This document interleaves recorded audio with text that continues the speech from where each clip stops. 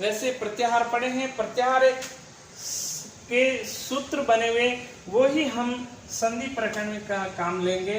अब देखिए इस संधि की परिभाषा हम दोनों रूपों में जानेंगे, हिंदी के अंदर और संस्कृत के अंदर। हिंदी के अंदर परिभाषा वो होती है जब दो या दो से अधिक परस्पर वर्णों का आपस में मेल हो तो उसे हम संधि कहते हैं। और संस्कृत में इसकी परिभाषा होती है वर्ण संधानम संधि, वर्ण संधानम, अर्थात ये जान लेते हैं कि यहाँ जो पहला शब्द आया है वर्ण, हमने वर्णमाला के अंदर जितने भी वर्ण पढ़े हैं, चाहे वो स्वर वर्ण हो या व्यंजन वर्ण हो, दोनों में से कोई भी वर्ण परस्पर जब मेल होता है तो उसे हम संधि कहते हैं। अब इसके उदाहरण में हम देखते हैं कि जैसे ए प्लस ई मिलकर के ए का निर्माण करते हैं, तो ये अ भी स्वर है, ई भी वर्ण स्वर है, और इससे जो बना हुआ वर्ण ए होता है वो संधि वर्ण कहलाता है, अर्थात ये संधि अक्षर है। ठीक इसी प्रकार ए प्लस उ जब मिलता है तो ओ का निर्माण होता है, ये बनने वाला वर्ण ओ है जो कि संधि अक्षर कहलाता है, अर्थात ये संधि वर्ण है।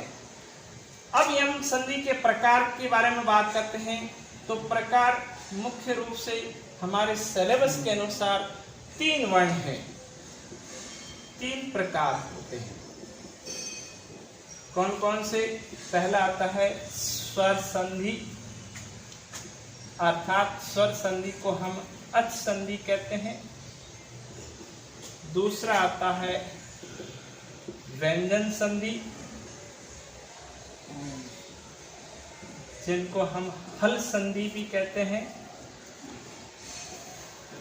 और तीसरा आता है विसर्ग संधि।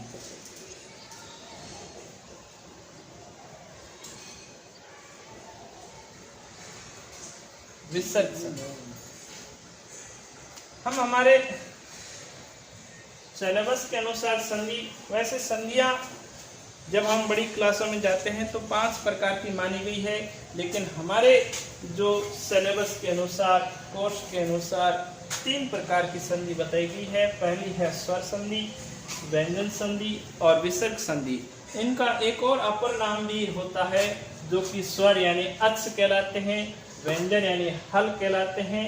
ये अच अ से लेकर के स तक जितने भी हमने माहेश्वर सूत्र पढ़े हैं, उन माहेश्वर सूत्रों में बनने वाले प्रत्याहार है, उन प्रत्याहारों में से ही हमने इन वर्णों को निकाला है। सबसे पहले हम आज लेते हैं स्वर संधि।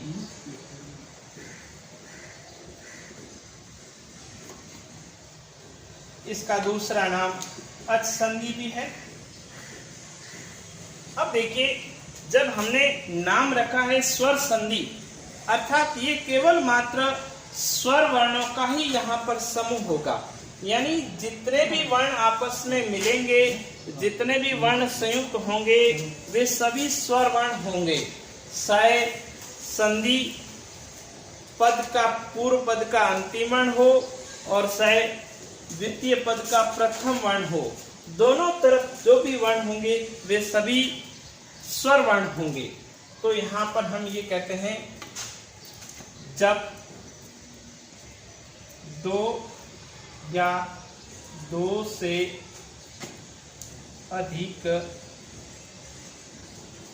स्वर वर्ण परस्पर मेल हो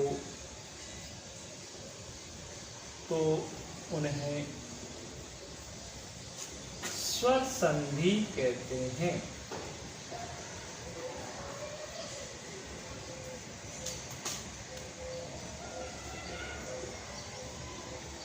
जैसे उदाहरण के तौर पे हम देख लेते हैं ए प्लस ए। अब दोनों ही समान वर्ण है, समान सजातीय वर्ण है, लेकिन फिर भी जब ये दोनों आपस में मिलेंगे तो आ वर्ण बनेगा, ये आ वर्ण होता है वो संधि वर्ण कहलाता है, अर्थात ये संधि अक्षर है। ए प्लस उ दोनों मिलकर के ओ का निर्माण करते हैं। तो ये दोनों तरफ अर्थात पूर्व पद भी अस्वर है, उत्तर पद यानी द्वितीय पद भी उ स्वर वर्ण है, दोनों जब मिलते हैं तब ओ का निर्माण करते हैं। अब ठीक उसी प्रकार जब हम इन संधि के उदाहरण की तरफ जाते हैं तो जैसे उदाहरण है अति प्लस अल्प। अब देखिए हम इस पहले पद वाले शब्द का हम इसका वर्ण विच्छेद कर लेते हैं। तो वर्ण विच्छेद करने पर ए के बाद में जब तक के साथ में कौन सा स्वर वर्ण है उन दोनों को अलग कर लेते हैं। तो अब देखिए अंतिम वर्ण हमारा ई आए, ई से पहले तस व्यंजन वर्ण है, व्यंजन वर्ण के साथ में हमेशा ध्यान रखना हलंत होता है।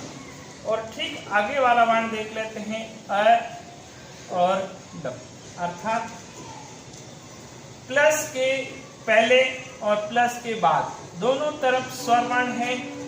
हम केवल मात्र स्वर संधि पढ़ रहे हैं तो यहाँ पर होने वाले दोनों तरफ वर्ण होंगे वो स्वर वर्ण ही होंगे।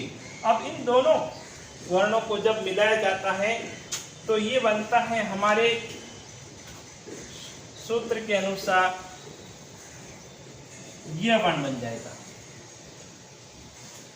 तो अब इसका मिलान करते हैं अ त हलंत्य वर्ण, य और पीछे वाला दोनों वर्ण, इन दोनों को मिला दिया जाएगा तो ये इसका रूप बन जाएगा अत्यल्प।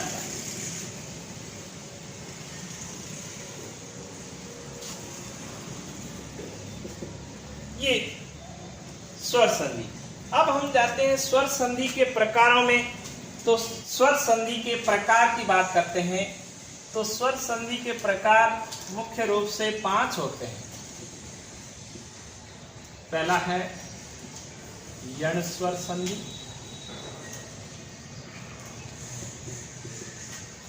दूसरा है गुण स्वर संधि, तीसरा है दीर्घ स्वर संधि, चौथा है वृद्धि स्वर संधि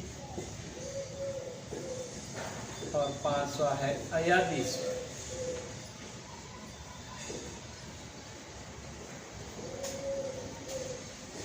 अब इसमें सबसे पहले लेते हैं हम यण स्वर।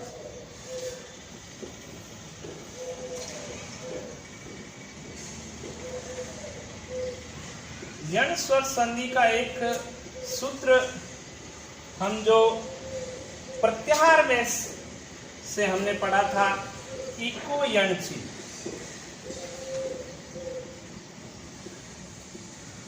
ये एक इसका सूत्र है।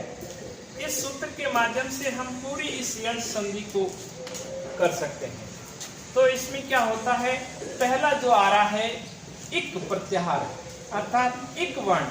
प्रत्याहार के अंदर हमने पढ़ा है इक प्रत्याहार। अब इक प्रत्याहार क्या होता है, ई से लेकर के क तक के वर्ण कौन कौन से होंगे, ई, उ, री और री। ये 4 वर्ण होते हैं इक प्रत्याहार के अंदर। इनके साथ में इनका दीर्घ सजातीय स्वर वर्ण भी होता है। दृ दीर्घ का अभाव होता है। ये सभी वर्ण आते हैं संधि विच्छेद पद में।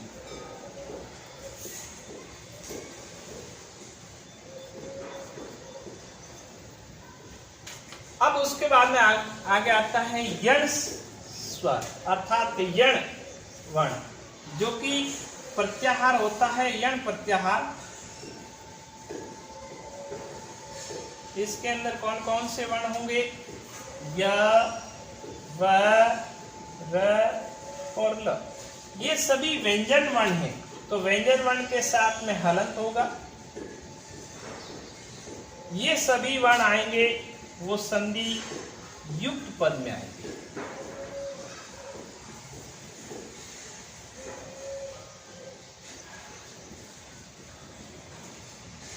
तो इक प्रत्यार वाले वर्ण आते हैं संधि विच्छेद पद में, यन प्रत्यार वाले वर्ण आते हैं संधि युक्त पद में। देखते हैं जहां पर भी संधि विच्छेद पद में ई और ई में से कोई भी एक वर्ण है तो उसकी जगह हमें यह करना है। उ में से कोई भी एक वर्ण हो तो वहां पर वह करना है। री में से कोई भी एक वर्ण हो तो वहां रह करना है। और ली वर्ण है तो वहां पर हमें केवल मात्र ल वर्ण करना है। अब देखिए इसके उदाहरण भी देख लेते हैं। जैसे अति प्लस उत्तम क्या बनता है इसका देख लेते हैं। पहले हम इस ई वर्ण को निकालने के लिए क्या करना होता है, वर्णों का विच्छेद कर लेते हैं, अर्थात वर्ण विच्छेद कर लेते हैं। तो ए और अ के बाद में कौन सा वर्ण, जैसे जैसे वर्ण विच्छेद करने के लिए हम शब्द को बोलते हैं और जैसे जैसे वर्ण आता है उन वर्णों को आप लिखते जाते हैं। अति, तो अति में कौन कौन सा वर्ण आएगा, अ त धन ई, अर्थात अंतिम वर्ण ई आया। उसके बाद में उत्तम, अगला वर्ण स्वर वर्ण होना चाहिए, बाकी कोई भी सभी हो सकता है ई को छोड़ करके।